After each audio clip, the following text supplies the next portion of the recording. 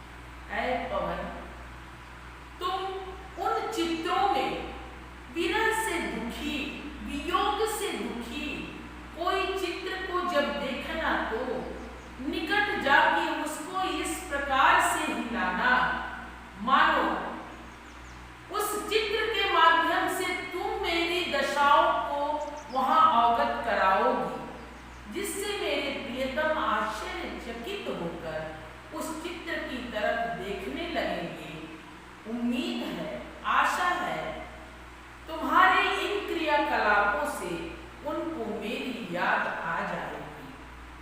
इन 3 पद्य के आगे अगला पद्य खंड आपका 17वां है। जब इन चारों को पढ़ा लूंगी जिसकी भाव साम्यता एक है, तब साम्य पद और काठिन्य निवारण के क्रम में पुनः आपको अवगत कराऊंगी। 17वें पद्य खंड पे आती हूँ। मेरे प्यारे बच्चों, गौर करिएगा, अगर कोई भी इस सदन घर में चित्र बागीचे का हो तो विपुल प्राणी, संपूर्ण प्राणी, बावले से, पागल से, मनोदशा वाले इधर उधर घूमते दृष्टिगत हो, ऐ पवन तुम उसके सन्निकट समीप जाकर इस प्रकार उसको हिलाना कि उस देव आत्मा कृष्ण को ब्रज के व्याकुल लोगों की सूरत याद आ जाएगी।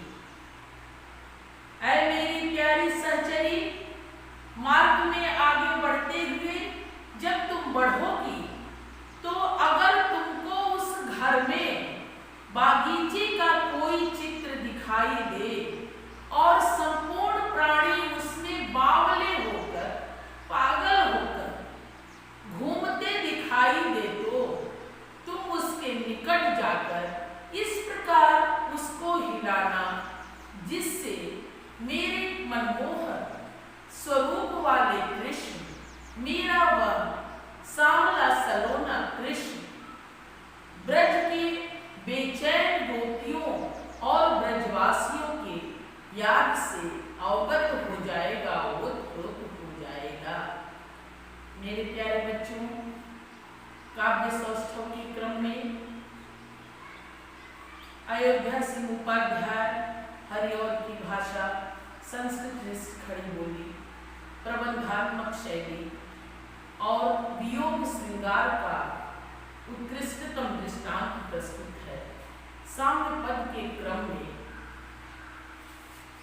दीपक ने जलन दिखा डाली सबको अपने, दीपक ने जलन दिखा डाली सबको अपने, लेकिन उसका जलना अब तक बंद नहीं है। भटक रहा भौरा बन बन बस इसीलिए, है भटक रहा भौरा बन बन बस इसीलिए, है एक फूल का चुंबन उसे पसंद। हर देहरी पर्वत अपनी भक्ति चढ़ा पागल, हर देहरी पर्वत अपनी भक्ति चढ़ा पागल, हर मंदिर का भगवान न पूजा जाता है। हर घट से अपनी प्यास बुझा मत वो प्यासी, प्याला बदले तो मधु भी विष बन जाता है, प्याला बदले तो मधु भी विष बन जाता है। अभ्यास के इस क्रम में 18वें पद्य खंड पे आते हुए अयोध्या सिंह उपाध्याय हरिऔध की यह पंक्तियां, जिसमें राधा का कृष्ण के प्रति अनन्यता, एकनिष्ठ भाव को वर्णित किया गया है।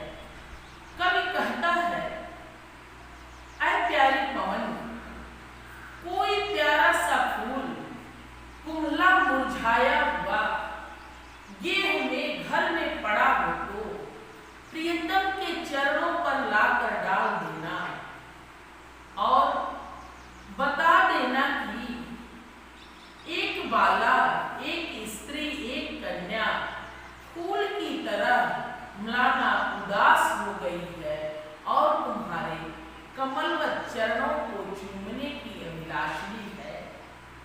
कोई प्यारा सा फूल मुरझाया हुआ घर में पड़ा हो तो प्रियतम के चरणों पर लाकर डाल देना और बता देना, ऐ पवन तुम बता देना कि फूल की तरह सुकुमारता, कोमलता का पर्याय वह बाला, वह कन्या उदास होकर, तुम्हारे वियोग में व्यथित होकर तुम्हारे कमलवत चरणों का स्पर्श करना चाहती है, उसको चूमना चाहती है। प्रकार बढ़ते क्रम में अगर मेरे प्रियतम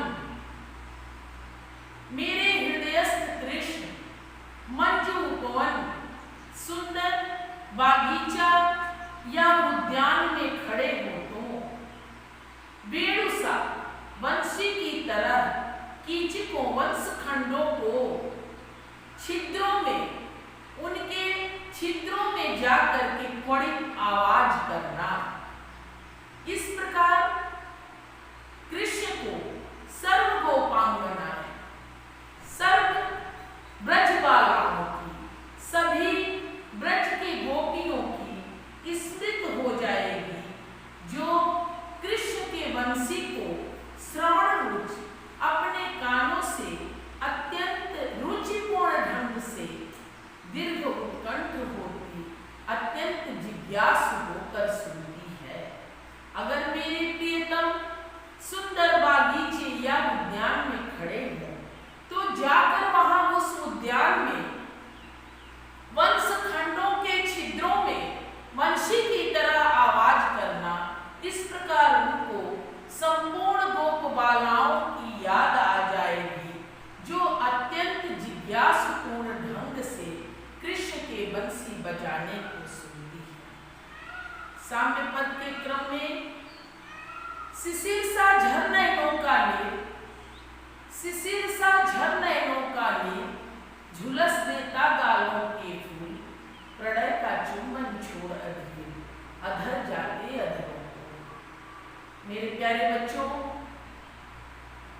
साम्य पद के क्रम में पुनः उसका अभ्यास करती हुई शिशिरसा झरनयनों का ले झुलस देता गालों के फूल प्रणय का चुंबन छोड़ अधीर अधर जाते अधरों को। आज पवन दूतिका शीर्षक का 19वें पद्य खंड तक हुआ है।